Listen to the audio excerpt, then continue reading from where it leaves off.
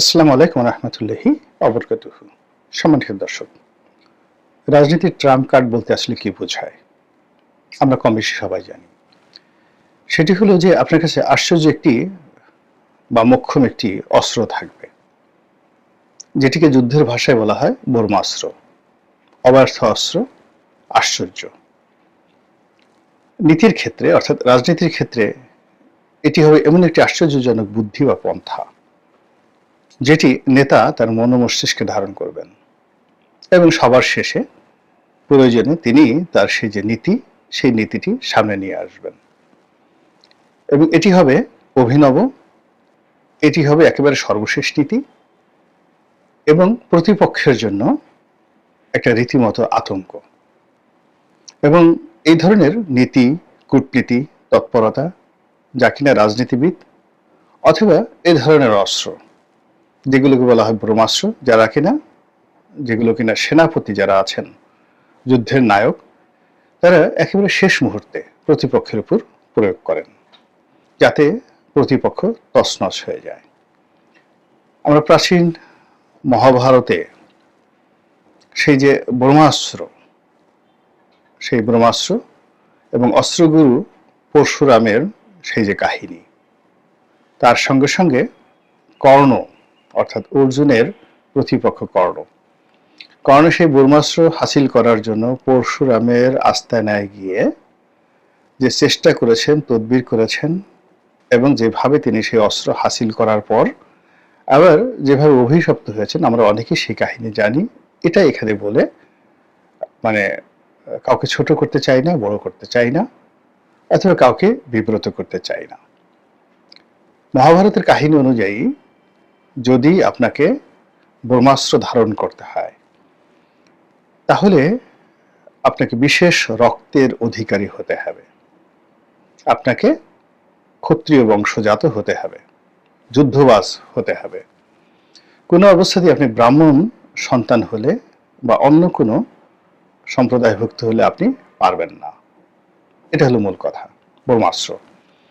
আবার ধরুন আপনি যদি সেই ট্রাম্প কার্ড বলতে রাজনীতিবিদদের যে কৌশল, কূটনীতির যে কৌশল, এই কৌশল যদি আপনাকে প্রয়োগ করতে হয়, তাহলে আপনাকে কি হতে হবে? আপনাকে সেই যেমন ধরুন মার্কিন যুক্তরাষ্ট্রের যে বিখ্যাত পররাষ্ট্রমন্ত্রী হেনরি কিসিঞ্জার, এই জমানাতে আপনি যদি এই মুহূর্তে ভারতের অজিত দোভাল, তার কথা চিন্তা করতে পারেন। পাকিস্তানে জুলফিকার আলী ভুট্টো অসাধারণ কূটনীতিবিদ ছিলেন। প্রাচীন জমানাতে আপনি যদি ধরেন মার্কাস অর্লিয়াস, রোমান সম্রাট মার্কাস অর্লিয়াস।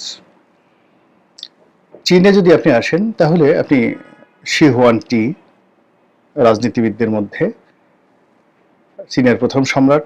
কনফুসিয়াস, একজন রাজনীতিবিদ। ম্যাকিয়াভেলি। তো ওনারা সবাই নীতি এবং নৈতিকতার প্রশ্নে, কূটনীতির প্রশ্নে, বুদ্ধিমত্তার প্রশ্নে, কৌশলের প্রশ্নে তারা প্রতিপক্ষের জন্য সবসময় ট্রাম্প কার্ড ব্যবহার করেছেন এবং প্রতিপক্ষকে তছনছ করে ছেড়ে দিয়েছেন। এমনকি হিটলারের যে প্রচারমন্ত্রী গোয়েবলস, সেই গোয়েবলসকেও গত কয়েক শতাব্দীর মধ্যে অন্যতম শ্রেষ্ঠ কূটনীতিবিদ হিসেবে ধরা হয়, যে কিনা তার প্রতিপক্ষকে রীতিমতো কনফিউজড করে দিতে পারেন। তো সেই দিক থেকে জনাব তারেক রহমান, তারও অসংখ্য প্রতিপক্ষ রয়েছে। বাংলাদেশে সরাসরি যাদের সঙ্গে তার বিরোধ ছিল অতীতে, সেই 2001 থেকে 2005 সনে, সেই বিরোধগুলো তাকে মাথায় রাখতে হবে। ওই সময় সেনাবাহিনীর সঙ্গে, তারপর সিভিল সার্ভিসের কর্মকর্তাদের সঙ্গে, আওয়ামী লীগের সঙ্গে এবং এলডিপি, কর্নেল অলি সাহেবের যে রাজনৈতিক দল, তাদের সঙ্গে, তারপর জাতীয় পার্টির সঙ্গে, ডক্টর বি চৌধুরীর যে আত্মীয় স্বজন, পরিবার পরিজন বা তার দল, তাদের সঙ্গে তার একটা বিরাট শত্রুতা তৈরি হয়েছিল। এখন এই শত্রুতাগুলো নিষ্পত্তি হয়নি। আর এগুলো একবার শত্রুতা রাজনীতিতে শুরু হলে এটা কখনো সহজে যায় না। সাময়িকভাবে তারা সময়ের প্রয়োজনে একত্র হয় বটে, কিন্তু একত্র হওয়ার পরে আবার বড় আর একটা ক্ষতি হয়ে যায়, আর একটা বড় বিভেদ তৈরি হয়ে তারা আবার আলাদা হয়ে যায়।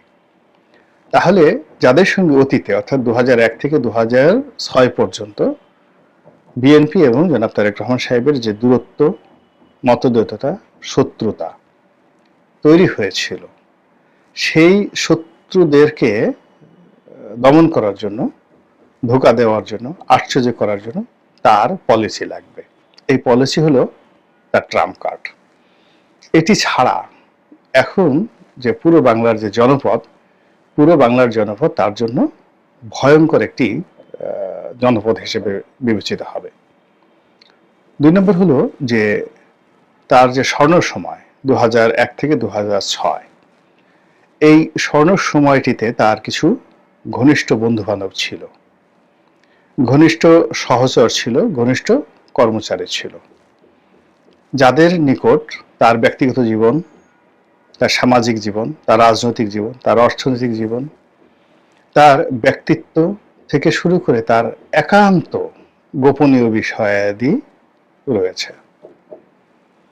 এগুলো ভীষণ রকম ডেঞ্জারাস। এত ডেঞ্জারাস বলার মতো নয়। একজন মানুষ যদি হিমালয়ের উচ্চতায় থাকে, তার আপনজনরা যদি বেইমানি করেন, তাহলে যে কোনো সময় তার পতন ঘটবে। তাকে মানসিকভাবে একেবারে বিপর্যস্ত করবে, সামাজিকভাবে অপদস্থ করবে, এবং তার জন্য রীতিমতো যে খানাখন্দক তৈরি করবে, সেই খানাখন্দকগুলো আসলে কেউ কখনো মোকাবেলা করতে পারেনি। ঘরের শত্রু বিভীষণ। তো তার যে সুসময়ের যে বন্ধু যারা আছেন, তাদের কজনের সঙ্গে তার বন্ধুত্ব এখন পর্যন্ত বহাল আছে। যদি বহাল থাকে, যাদের সঙ্গে বন্ধুত্ব বহাল আছে, তারা এই সময়টিতে আগস্ট মাসের 5 তারিখ থেকে এখন পর্যন্ত কি করছেন, তাদের প্রতি কি তিনি এখনো সন্তুষ্ট আছেন, এবং আগামীতে তাদেরকে নিয়ন্ত্রণ করার জন্য তার কৌশল কি? কেননা তারা যদি তার ব্যক্তিগত বিষয়াদি জেনে থাকেন, দুর্বলতা জেনে থাকেন, কিংবা তার শক্তিমত্তাকে বহুগুণে বৃদ্ধি করে থাকেন, অর্থাৎ ধরুন তারেক রহমান সাহেবের একটা হাত, সেই হাতের একটা গদা যদি শক্তিশালী হয়ে যায়, খুবই শক্তিশালী, তো গদাটা যদি মনে করে যে হাতের কোনো ভূমিকা নাই, আমি হাতটাকে চালিয়েছি, আর হাত মনে করেছে যে আমি যদি তাকে পরিচালনা না করতাম তাহলে তো গদার কোনো প্রয়োজনই হতো না, গদা একটা জড় পদার্থ। তো এইভাবে শক্তির কেন্দ্রতে 2001 থেকে 6 পর্যন্ত যে সমস্ত লোক তার ঘনিষ্ঠ ছিলেন এবং যারা এখন পর্যন্ত আপনজন আছেন, তাদেরকে নিয়ন্ত্রণ করার জন্য, বশীভূত করার জন্য তার কাছে কি ট্রাম্প কার্ড আছে, কৌশল আছে। আর ইতিমধ্যে যে কজনের সঙ্গে তার সম্পর্ক রয়েছে, তাদের বিরুদ্ধে যে অভিযোগ উঠেছে দুর্নীতির, তারপর শেষে ভারতীয় এজেন্ট হওয়ার, এরপরে সামিট গ্রুপ, এসালম গ্রুপ থেকে শুরু করে বিভিন্ন গ্রুপে এদের যে লেনাদেনা, আনাগোনা, এই বিষয়গুলো তো দুর্নাম ছড়াচ্ছে। বলা হচ্ছে যে এর একটা বিরাট অংশ জায়গা মতো চলে যাচ্ছে। আরে আরে চিনি না, মানুষ দিন যায় পাল্টায় না। এই বিষয়গুলো মোকাবেলা করার জন্য কৌশল লাগবে, 1। 2 নম্বর হলো যে তার সুসময়ের সেই যে বন্ধুগুলো, মধুর মাছিগুলো, তারা যারা এখন আর তার সঙ্গে নেই, তার শত্রুতে পরিণত হয়েছেন, এবং তিনি যাদেরকে মাইনাস করে দিয়েছেন, তো তারা ঠিকই সমাজে ফিরে এসেছে এবং যার যার মতো আধিপত্য বিস্তার করে ফেলেছে।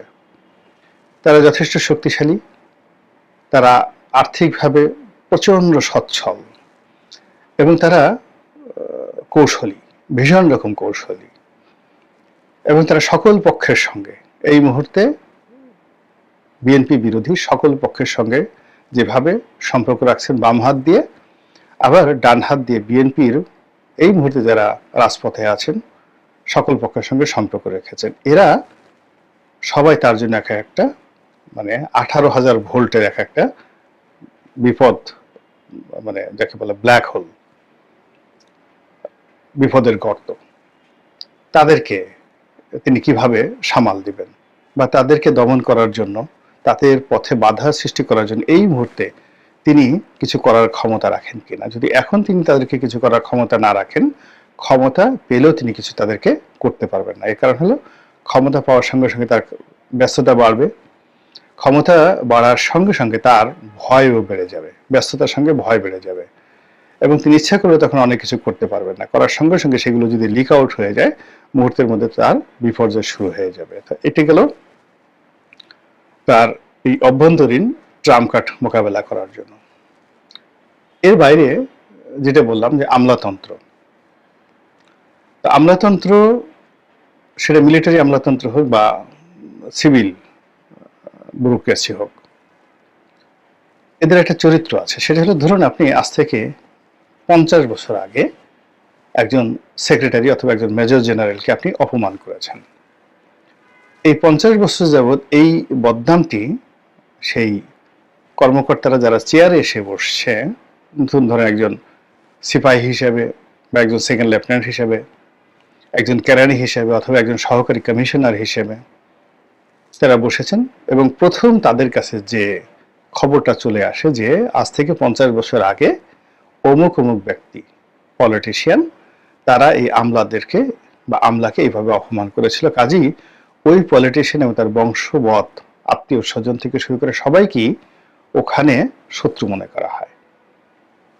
এখন আমলাতন্ত্রে যারা বাইরে যারা লোক আছে, দেয়ার ওয়েল পলিশড, ওয়েল এডুকেটেড, তারা হয়তো সরাসরি কন্ট্রাডিকশন অ্যান্ড কনফ্লিক্টে যাবেন না, কিন্তু কৌশলে ধীরে ধীরে ধীরে ধীরে যে সর্বনাশটা করার, তারা ঠিকই সেই সর্বনাশটা করেন, এবং ইতিমধ্যে অনেক সর্বনাশ কিন্তু ঘটে গেছে। 3 নম্বর হলো যাদের সঙ্গে ডাইরেক্ট শত্রুতা হয়েছে, তো তারা এবং তাদের যারা বংশবদ রয়েছেন, যেমন ধরেন ফখরুদ্দিন সাহেব, মঈনুদ্দিন সাহেব, জেনারেল মাসুদ উদ্দিন সাহেব থেকে শুরু করে আরো অনেকে, তো এখন তাদের প্রতি সহানুভূতিশীল একটা বিরাট গ্রুপ কিন্তু সবসময় থাকে, এবং এরা ক্ষতি করার চেষ্টা করবে এবং করছে, সব দিক থেকে ক্ষতি করার চেষ্টা করছে, এবং একটার পর একটা ফাঁদ তৈরি করে রেখেছে যে আসো দেখাই দেবো। এবং এই ফাঁদের মধ্যে পড়ে কেমন অবস্থায়, জাস্ট একটা উদাহরণ দেই, বঙ্গবন্ধুকে একটা উদাহরণ দেই। বঙ্গবন্ধুর সঙ্গে দুজন লোকের শত্রুতার কথা পত্রপত্রিকায় সবাই আসছে। একজন লোকের শত্রু, সেটা হলো খন্দকার মোশতাক। তো খন্দকার মোশতাকের সঙ্গে বঙ্গবন্ধুর যে শত্রুতা, এটা হলো 1953 সালে, 1953-তে। কারণটা হলো যে বঙ্গবন্ধু হলেন সাধারণ সম্পাদক আওয়ামী লীগের, না, প্রথম যুগ্ম সাধারণ সম্পাদক হলেন শামসুল হক সাহেব যখন সাধারণ সম্পাদক হলেন, ঠিক সেই সময়টাতে। তো এই পদটি মূলত চেয়েছিলেন খন্দকার মোশতাক। তো খন্দকার মোশতাক পীর বংশের ছেলে, আর বঙ্গবন্ধু গৃহস্থ পরিবারের সন্তান। তিনি অত্যন্ত শিক্ষিত মার্জিত কুমিল্লার অভিজাত পরিবারের সন্তান, এবং বিএ এলএলবি ওই সময়টার মধ্যে খুবই, মানে 53-54 সালে বিএ এলএলবি মানে বিরাট একটা ব্যাপার। ভালো ছাত্র ছিলেন, সেই তুলনায় বঙ্গবন্ধু শিক্ষা দেখা ওই পর্যায়ে ছিল না। তো কাজেই তিনি তার সঙ্গে বন্ধুত্ব করতেন, কিন্তু তাকে ঠাট্টা করতেন, মস্কারা করতেন পেছনে পেছনে। কিন্তু যখন রাজনৈতিক পট পরিবর্তনে তিনি তার কাঙ্ক্ষিত জায়গাটি পেলেন না, তিনি তখন থেকে তার শত্রুতা শুরু করলেন, এবং তার মস্তিষ্কে সেই শত্রুতাটা তিনি রাখলেন, এবং 1975 সালে 15 আগস্টে সেটা উদ্ঘাটন করলেন। একইভাবে ফেরদৌস আহমেদ কুরেশি, আব্দুল হামিদ চৌধুরী, আবুল মনসুর আহমদ, মানে এই যে ইন্টেলেকচুয়াল যে লেভেলটি যারা আছেন, যারা একটা সময় বঙ্গবন্ধুর খুব ঘনিষ্ঠ ছিলেন, সিরাজুল আলম খান থেকে শুরু করে তারা সবাই। তো এই মানুষগুলো বঙ্গবন্ধুকে প্রথমে প্রকাশ্যে রাজনৈতিকভাবে, আর বঙ্গবন্ধুর হত্যাকাণ্ডের পরে তার নীতি এবং আদর্শকে শেষ করে দেওয়ার জন্য যেভাবে জিয়াউর রহমানকে বাঙালি জাতীয়তাবাদের বিপরীতে বাংলাদেশি জাতীয়তাবাদ শিক্ষা দিলেন, এটি আওয়ামী লীগের